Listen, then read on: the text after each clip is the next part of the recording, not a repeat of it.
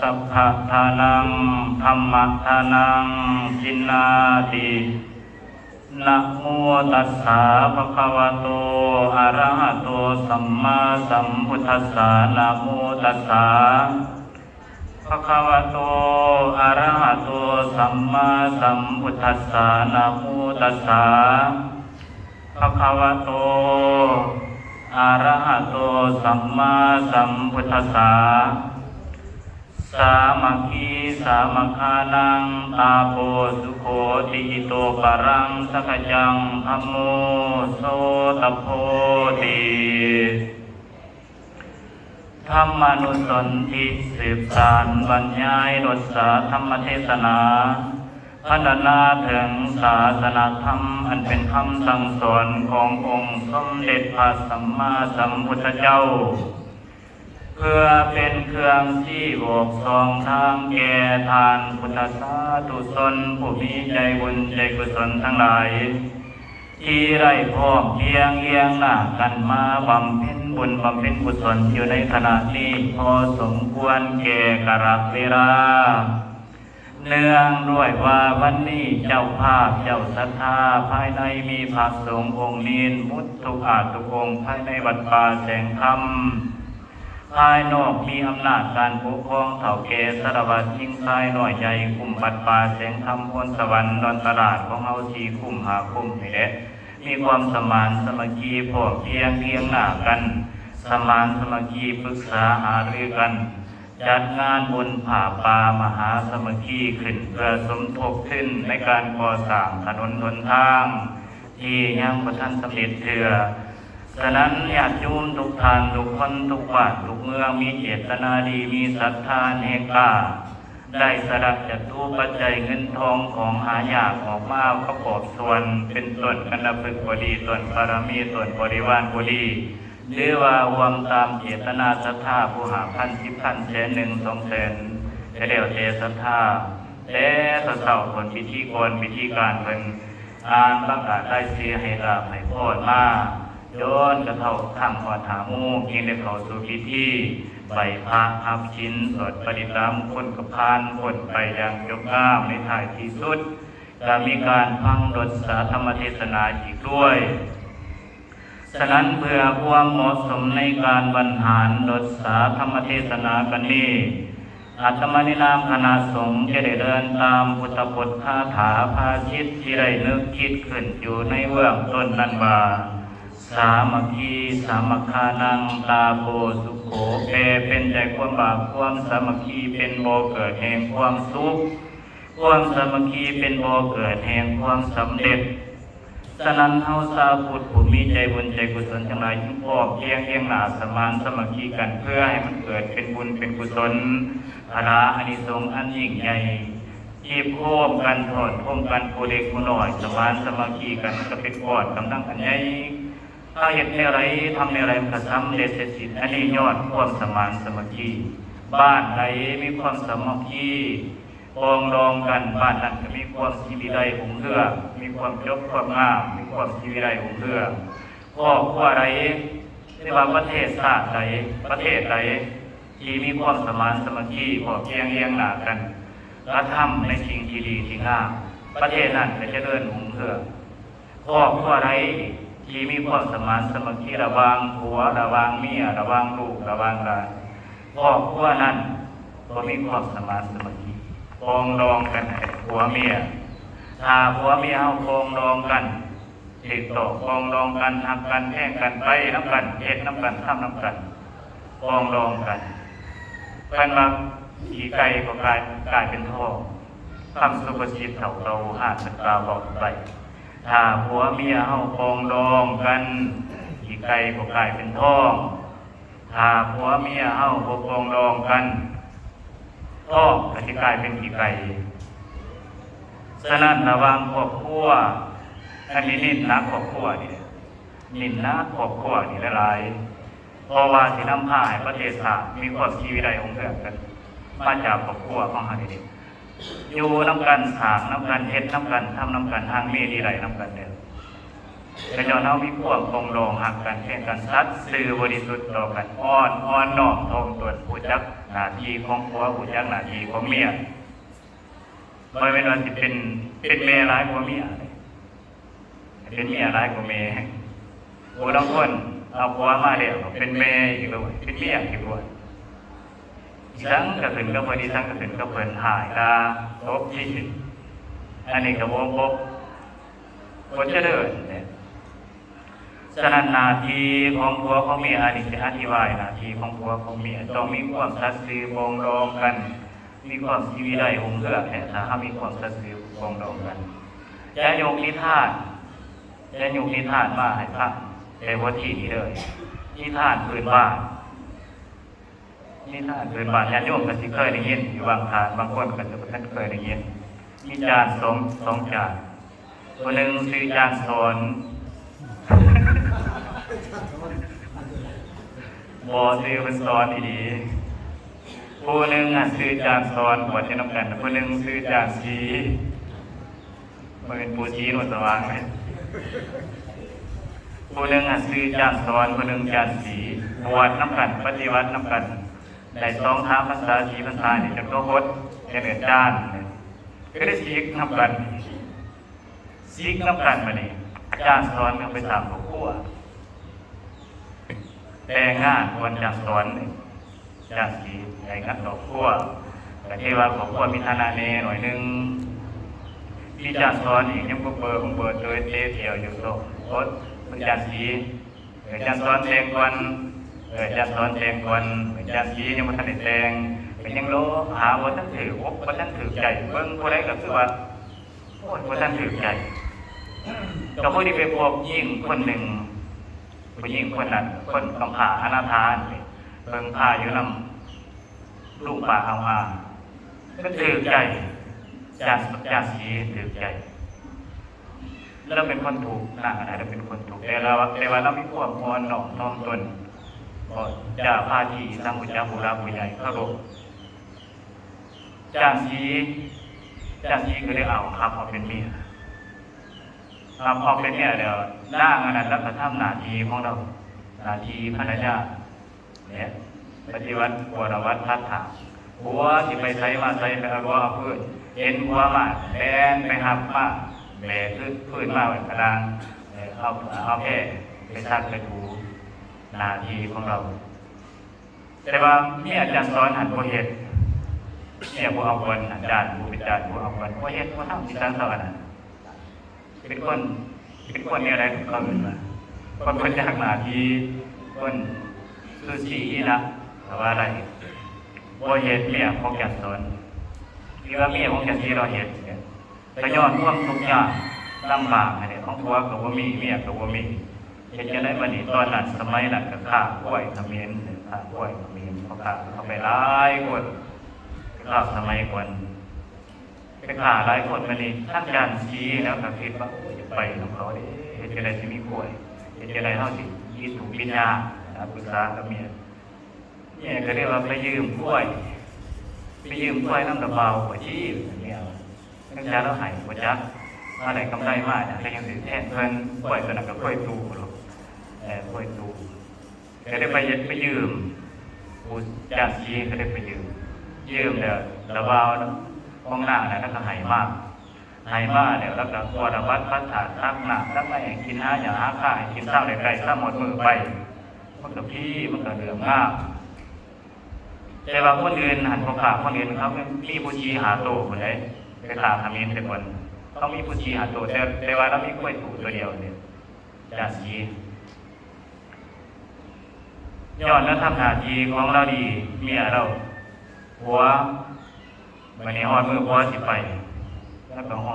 องเกลือให้หัวนี่แหละไทยเขาตรงให้หมูกับป้ายแล้วปองกล้วยหาโตคนหนึ่งแล้วก็ย่างน้ำปวดหมูเพราะว่ากล้วยตัวเดียวแล้วก็พาดกล้วยแล้วไปดูกล้วยเราไปตัวเดียวกล้วยตูไปใกล้สิคามใช้ขมิ้นมันมีคู่ส่วนกัน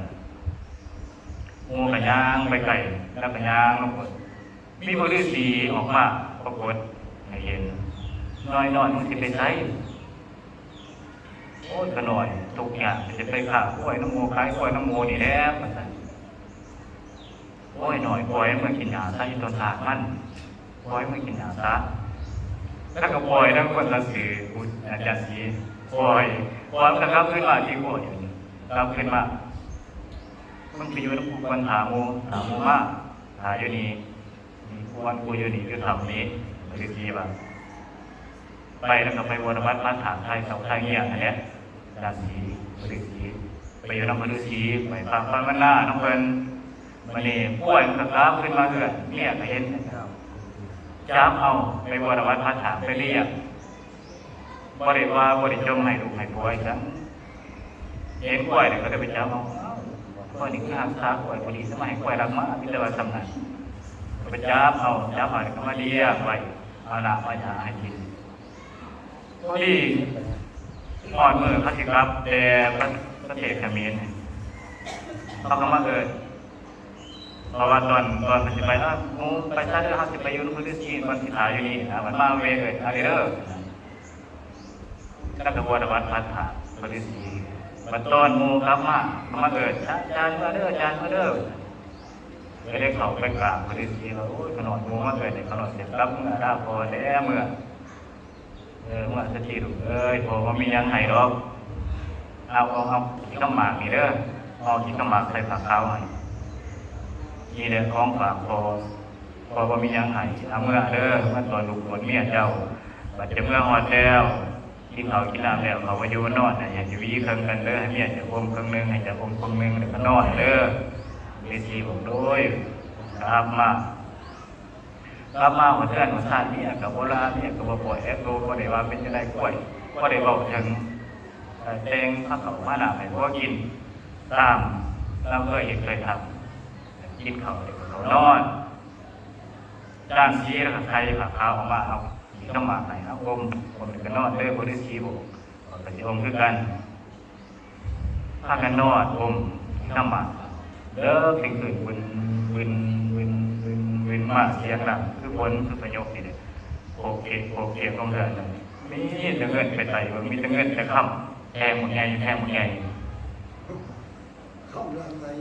ข้ามรังอะไรมามีแต่คำนั่นก็พากันเก็บกัน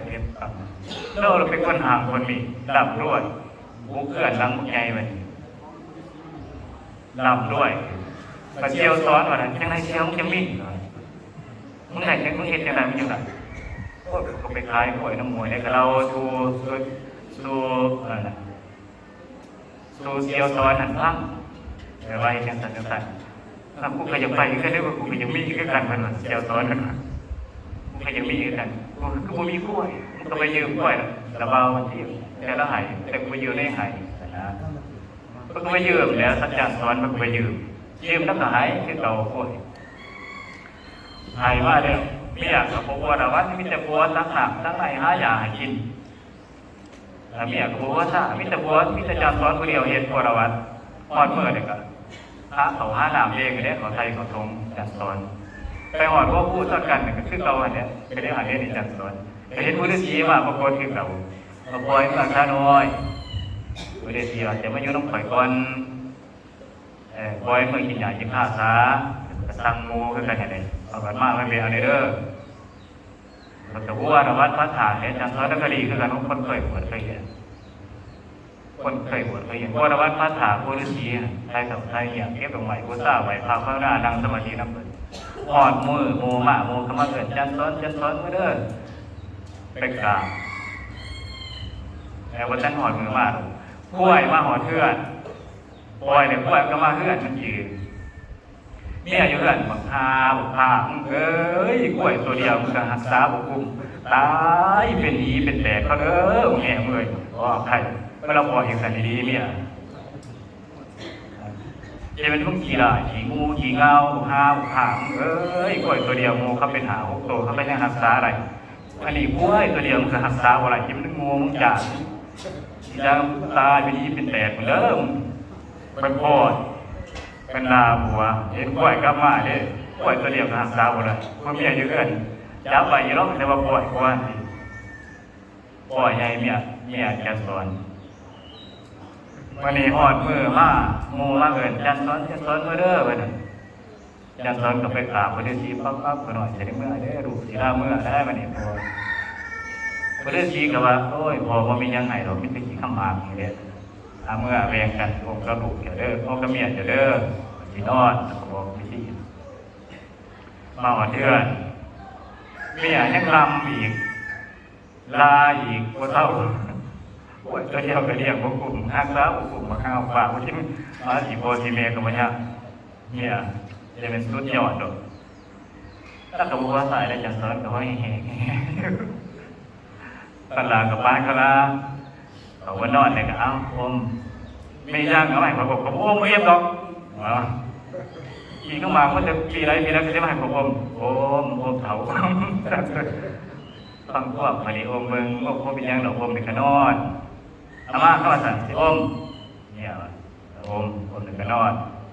เด้อที่คืนกำลังวุ่นมาเนี่ยโอ้อาจารย์สอนดีใจแล้วเป็นคืออาจารย์สีแล้วดีใจโปกเปกลงเนี่ยใช้กระวงเยี่ยงไป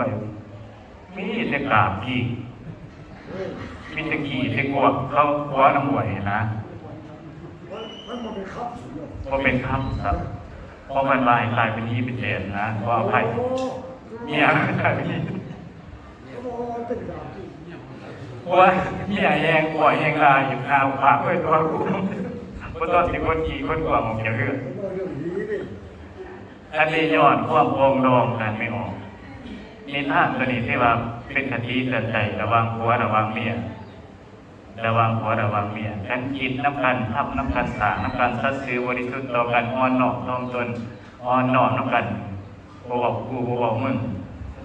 ก็กระหังก็มีก็พ่ออยู่พ่อกินแค่ปล่อยกันลากันสางมาแทงจ้างอีกบ่มีเสื้อโรดเห็นว่าห้าบ่ผ่าปล่อยลากันไปจึงครบจังกี่บ่มีหรอกอันนี้ว่าท่านทงเลย100%ตามสูตรตามคำเป็นว่าแต่กระชอบเมืองมากอีกแต่ยินสูตรยินทำเป็นเราเนี่ยอัตมาคอยชอบมา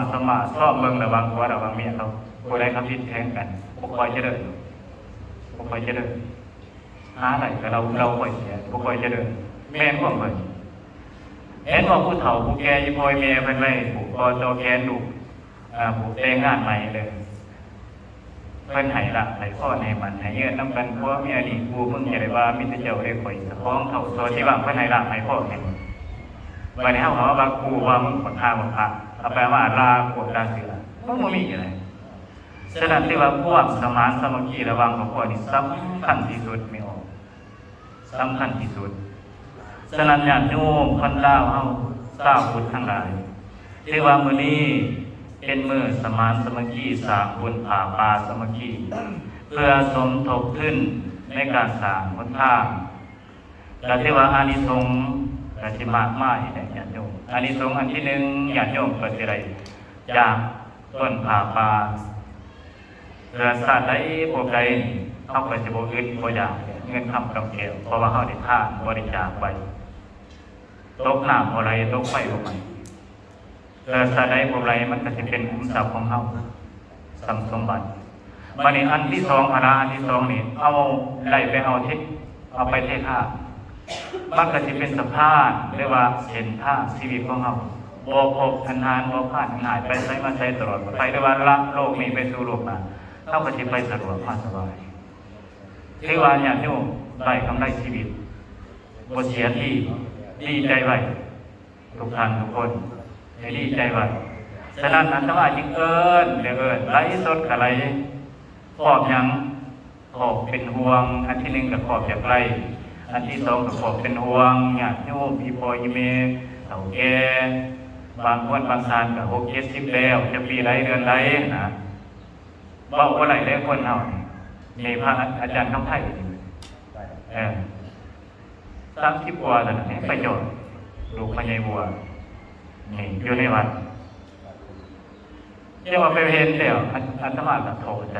กับชีวิตกันพิจารณาปัจจุบันนี้ทางความดีทำความดีทำงานแข่งกับสุขภาพได้ไหมอาตมา50 ปลายเนี่ยทำงานไหวพระพระหน้าแข่งกับสุขภาพสู้เย็บแข่งผลเขาทำได้กันสู้เมื่อทำได้กันสู้แต่เพราะว่ามันเปลี่ยนไปเดือนเปลี่ยนไปเรื่อยหูกับว่าคอยสีดีตากับคอยสีดีมันนี่แก้วมันว่านี่มันเสร็จก็เลยต้มเขากินมันอยู่มันกด วันนี้เขาก็ได้ทำความดีแข่งกับสุขภาพของเขาแข่งกับวัยอายุของเขาฉะนั้นญาติโยมจะเมื่อเสยในเมื่อพ่อแม่ครูอาจารย์เป็นน้ำผ้าและย้อนอยากให้พ่อแม่พี่น้องของตนญาติโยมได้บุญได้กุศลสร้างภาระนี่สมมติเพิ่มเติมเสริมแรงขึ้นไปเรื่อยๆว่าอยากให้ญาติโยมตกทุกข์ใจยากตกกระทำลำบากสิรอถามว่าโอ้ยลูกหลานมันสิเห็นน้ำดอกลูกหลานมันสิเสียเขาน้ำดอกเฮ็ดกองคัดท้าน้ำดอกตอนนี้สบายอยู่เฮ็ดบางที่ลูกหลานบ่มีก็บ่ได้เฮ็ดได้เขาตายไปแล้วเขาบ่ฮู้ได้จักเขาสิทุกข์จักเขาสิห่างสิมีบัดนี้เพิ่นเป็นวิญญาณมาสิงอีกจังได๋กองคัดท้าว่ามาสังแงกแต่ขณะกองคัดท้าสิเศร้าดามเป็นในลูกหลานทุกมันได้ก็ได้ไปบุกไปยืมเนี่ยไปหาโสหามาเฮ็ดให้เพิ่นอันนั้นเพิ่นว่าควงเนี่ยเป็นคนก็ยังบ่พูดเป็นตายเป็นผีก็ยังไปควงอยู่อีกแค่พูดนี่ว่าโอเค6ตัว3ตัวลูกหลานกระชิบใส่ลูกหลานเอ้ยสื่ออะไรเด้อสื่ออันนี้เด้อถือปั๊บอันนั้นพูดเนี่ยยอมอย่างไรกังวลอย่างไรพักเข่าอย่างไรอันนั้นนี่โอ้ยบ่อยากยอมมันบันไดบ่อยากยอมฉะนั้นให้ฝึกจิตฝึกใจของเราให้มันเป็นบุญเป็นกุศลตอนยังมีชีวิตอยู่นี่แหละญาติโยมอาตมาเคยบอกเรื่อยๆทำบุญใบอยู่ที่ใจมันจะพาเราไปในทุกทีสับอื่นถึงเขามีถิ่มท่านที่เมื่อเขาตายเขามีประเด็นไปน้ำใดเฝ้าเพลเฝ้าถ้ำเฝ้ายิบเฝ้าโอ้เฝ้าเก็บเฝ้ากรรมเป็นภาระนิสงเป็นบุญเป็นศีลทางของเขาไปทุกภพทุกชาติเพราะว่าเขาที่เดินไปนานใกล้เลยหลายภพหลายชาติจะไปตกภพใดภูมิใดเข้าหูอยู่ในโลกมนุษย์ภพนี้โลกภพมนุษย์เข้าหูอยู่มันก็ใกล้ขึ้นกันอย่างนี้ซ้ำตัวประเทศนี่ก็ใกล้ขึ้นกันวันนี้ภพอันใหม่นี่จะ10ภพใดภพภูมิใดหลายภพหลายภูมิยังไกลเนี่ยยาวข้าวไก่จะไปตกภูมิใดภูมิใดเป็นสัตว์เลี้ยงพอเป็นสัตว์เลี้ยงสารบนตรงหน้าโลกพระวิธีพอโอ้ยหลายญาติโยมบ่ประมาทบ่ประมาทเชื่อคำพระพุทธเจ้าเพราะว่าเพิ่นเกิดมาจากวันอะไรศาสตร์เพิ่นจำสายใดจำสายใดเพิ่นบ่ได้ตัวหรอก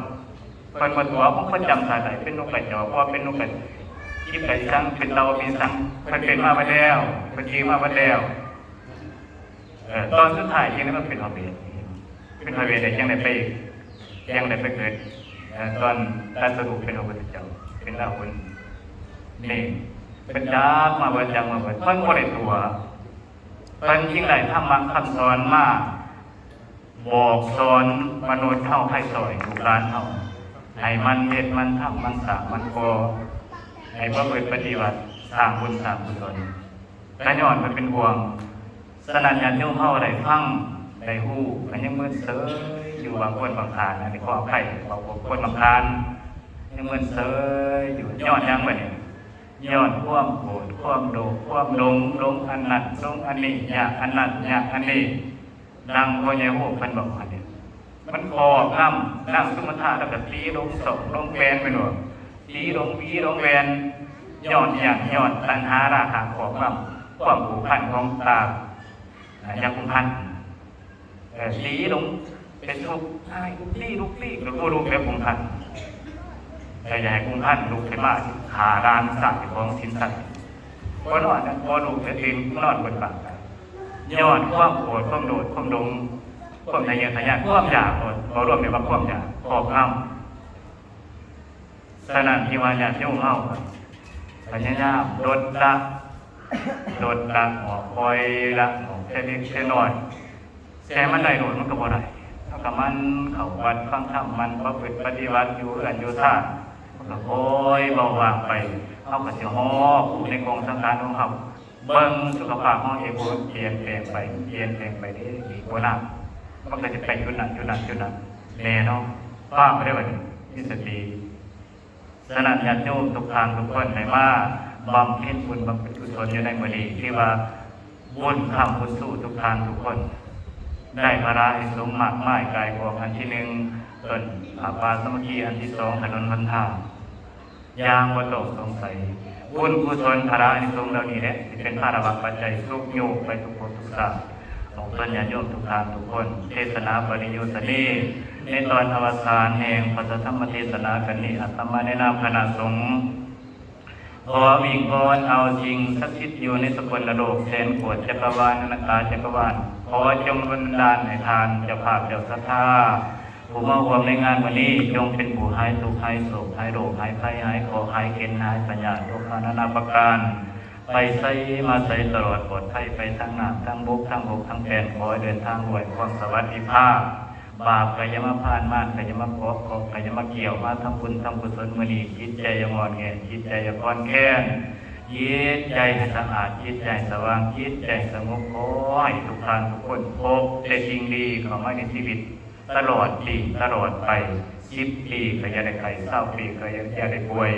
ให้ทุกท่านทุกคนรับด้วยหันมีเจริญไปด้วยอายุบรรณสุขภาระมันยืนบรรทุกท่านทุกคนด้วยเถิดเดชะ